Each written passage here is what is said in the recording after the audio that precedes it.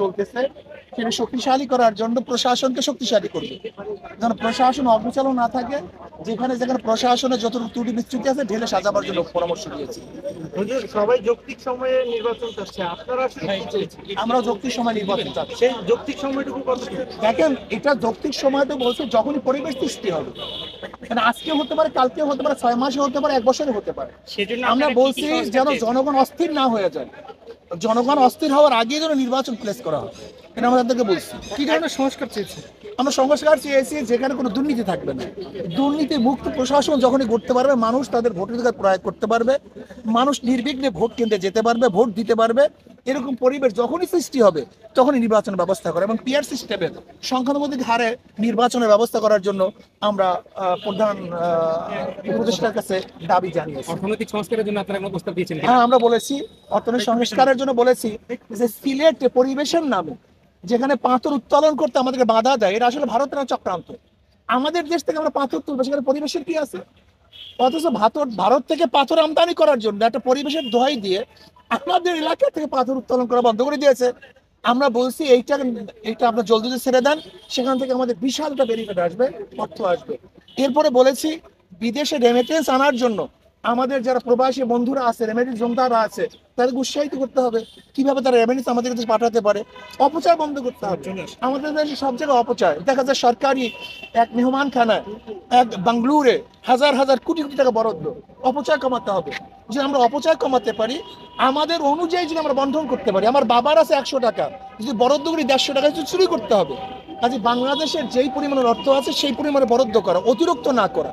সেইভাবে যদি আমরা সুষম বন্টন করতে পারি, তাহলে আশা করা যায় ইনশাআল্লাহ বাংলাদেশ সুন্দর হবে এবং অর্থনীতি চাঙ্গা হবে। কোনটা? হ্যাঁ, সেটা তো আমাদের প্রত্যেক প্রস্তাবে ছিল যে পাচারকৃত অর্থ কিভাবে দেশে ফিরিয়ে আনা যায়, সে ব্যবস্থা অবশ্যই গ্রহণ করতে হবে। আন্তর্জাতিক সবার সাথে সমন্বয় করে পাচারকৃত অর্থ এবং যেই অর্থবাজরা পাচার করছে যদি সেখান থেকে আনতে না পারে, তাহলে দেশের তাদের যে সম্পত্তি আছে তা বাজেয়াপ্ত করে সরকার ফান্ডে জমা দিতে হবে। দুইটা বিষয়, একটা বিষয় হচ্ছে হুজুর, নির্বাচন কমিশনের বর্তমানে হাবু আউয়ালকে অবশ্যই পদত্যাগ করতে হবে এবং যারা 14, 18 এবং 24-এর নির্বাচন উপহার দিয়েছে, রাত্রের ভোট দিয়েছে এবং যারা প্রশাসনের নির্বাচন উপহার দিয়েছে, তাদেরকে অবশ্যই বিচারের আওতায় আনতে হবে। হুজুর, দুইটা বিষয়, একটা হচ্ছে নির্বাচন নিয়ে কি আলোচনা হয়েছে, আর দ্বিতীয় বিষয় গতকালকে আপনাদের যে সম্মেলন হয়েছে সেখানে আপনারা জামাত ঐক্যের আহ্বান করেছেন। এই বিষয়টা কি জামাতকে আসলে কোনো সাড়া দিয়েছে কিনা? না, আমরা বলেছি জামাতের সাথে হক্কানি ওলামায়ে কেরামের যে বিরোধ আছে, যে ইখতিলাফ আছে, মতানৈক্য আছে, জামাতের এখন সুবর্ণ সুযোগ। যদি সেই মতানৈক্যগুলি মিটিয়ে দেয়, তাহলে জামাতের সাথে ঐক্য হওয়াটা খুব সহজ হয়ে যায়। আর যতক্ষণ পর্যন্ত হক্কানি ওলামায়ে কেরামের সাথে মতানৈক্য না মিটাবে, ততদিন পর্যন্ত জামাতের সাথে ঐক্য হওয়াটা অনেক দূরত্ব পয়দা হবে, কাছাকাছি কঠিন হয়ে যাবে। নির্বাচনে কি হতে হবে? আমরা যেটা শুনতে পাচ্ছি হেফাজতে ইসলাম, না, আপনি যেটা বলছেন আসলে কওমি ঘরানা ওলামায়ে কেরামের সাথে না, কিছু ব্যক্তির সাথে, তাও বৈঠকের উদ্দেশ্যে নয়, কোনো এক ভিন্ন দাওয়াতে তারা গিয়েছেন, সেখানে এই বিষয়ে আলোচনা করেছেন। শেষ প্রশ্ন, অনেকে বলছে যে 2বারের বেশি প্রধানমন্ত্রী হওয়া যাবে না, এই প্রস্তাব রেখেছেন, আপনারা এটাকে কিভাবে দেখেন? দেখেন, আমি মনে করি একবারের প্রধানমন্ত্রীও যদি এই শেখ হাসিনা মার্কা হয়, তাহলে একবারও আমরা সেই প্রধানমন্ত্রীকে চাই না। আর যদি আদেল, ইনসাফগার, ন্যায়পরায়ণ, মানুষের সেবক, মানুষের উন্নয়ন করতে পারে, দেশের উন্নয়ন করতে পারে, এরকম প্রধানমন্ত্রী বারবারও হয় তো সমস্যা কি? কিন্তু আমাদের সমস্যা হলো দুর্নীতি। আমরা যেই একটা আমাদের যে দর্শন লালন করতে, দর্শনের মধ্যে ভুল।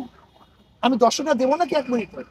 এক ব্যক্তির নাম এ, এক ব্যক্তির নাম বি, এক ব্যক্তির নাম সি, তিনজনের চোর, ক্ষমতা এ, সে কি করবে? চুরি করবে। হটাও এ, বসালাম বি, সে কি করবে? চুরি করবে। হটাও বি, বসালাম সি, সে কি করবে? চুরি করবে। কারণ হলো ব্যক্তির পরিবর্তন হয়েছে, দলের পরিবর্তন হয়েছে, নীতি আদর্শ পরিবর্তন হয় নাই।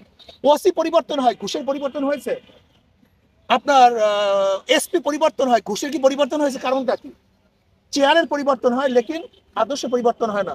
আজকে দেখেন 5ই আগস্টের পরে 2-3 দিনে যারা লুট করছে, তরাস করছে, দখল করছে, চাঁদাবাজি শুরু করছে, এরা যদি দ্বিতীয়বার ক্ষমতায় আসে, তাহলে কিভাবে বুঝতে পারেন যে দেশ চাঁদা মুক্ত হবে, দুর্নীতি মুক্ত হবে? হুজুর, একটা জিনিস শুনতে পাচ্ছি যে ইসলামী আন্দোলন বাংলাদেশ, হেফাজতে ইসলাম এবং জামাত ইসলাম মিলে একটা ইসলামিক জোট হতে যাচ্ছে। এবার আসলে আপনারা কি এই প্রশ্নের জবাব আমি দিয়েছি। একটু যদি ডিটেইলস বলতেন যে এটা কি আসলে জোট হতে যাচ্ছে কিনা? একই ব্যক্তি বা একই দল যদি বারবার ক্ষমতা আসে, তখন সেখানে অবশ্যই স্বৈরাচারী একটা মনোভাব চলে আসে। না, আমি মনে করি আদর্শ ভিত্তিক ব্যক্তি যতক্ষণ পর্যন্ত ক্ষমতায় না আসবে, নীতি ও আদর্শ ভিত্তিক ব্যক্তি যতদিন ক্ষমতায় না আসবে, একদিনও যদি চোর ক্ষমতা আসে একদিন সে চুরি করবে, 2 দিনের জন্য যদি দুর্নীতিবাজ ডাকাত ক্ষমতা আসে সে ডাকাত দুর্নীতিবাদ করবে। আমি মনে করি আদর্শ এবং নীতিবান ব্যক্তি যতক্ষণ পর্যন্ত ক্ষমতায় না আসবে ততক্ষণ পর্যন্ত যত চেষ্টা করেন না কেন মাদার গাছ লাগিয়ে আমের আশা করা যায় না। এগুলি বাস্তবতা। দেখেন, ভারত আমাদের পার্শ্ববর্তী কান্ট্রি, তার সাথে আমাদের সম্পর্ক থাকবে, আমরা সুসম্পর্ক রাখতে চাই, কিন্তু তার কর্তৃত্ব আমরা বরদাস্ত করবো না, তার নেতৃত্ব আমরা বরদাস্ত করবো না, আমাদের অভ্যন্তরীণ কোনো বিষয়দের হস্তক্ষেপ করবে এইটা আমরা বরদাস্ত করবো না। ভারতের পররাষ্ট্রমন্ত্রী বলেছে, জয়শঙ্কর বলেছে যে আমরা বাংলাদেশের সাথে সুসম্পর্ক করতে চাই। এটা তো বলবি, এটা তো তার দায়িত্ব, আমরা তো সুসম্পর্ক করতে চাই, কিন্তু তার কর্তৃত্ব নেতৃত্ব চাই না, তার দাসত্ব আমরা চাই। আমরা স্বাধীন দেশ, স্বাধীন হিসেবে বসবাস করতে চাই। কেন আমি পার্শ্ববর্তী কান্ট্রির সাথে খারাপ ব্যবহার করবো কেন? এটা তার সাথে সুসম্পর্ক রাখাই তো ভালো, কিন্তু আমাদের পানি বন্ধ করে দিবে, আমাদের ফ্রি রোড নিবে, আমাদের নৌ টার্মিনালগুলি ব্যবহার করবে, এটা আমরা চাই না। এখানে 10 লক্ষ লোক কাজ করবে আর আমাদের লোক বেকার থাকবে, এখান থেকে রেমিডিস ভারতে পাঠাবে। দেখেন 90%, আজকে দেখেন তাদের জিডিপি সবচেয়ে কম, এই 30 বছরের মধ্যে জিডিপি তাদের সবচেয়ে কম। এর কারণটা কি? 90% আমাদের বাংলাদেশি লোক সেখানে পর্যটক কমে যাওয়ার কারণে তাদের অর্থনীতিকে ধস নামছে। এটা